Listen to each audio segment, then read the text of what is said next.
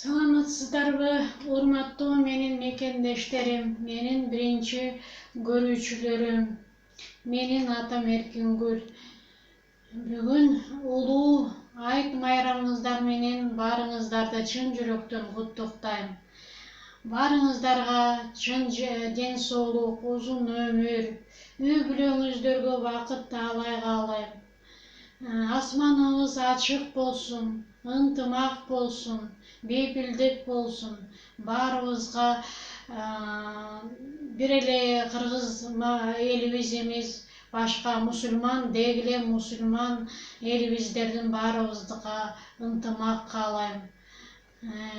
Ушундай тасмалдарыбыз дайыма жакшылыкка, майрамдарга жайылсын. Баарыңыздарга ден соолук, майрамыңыздар кут болсун, жакшылык болсун.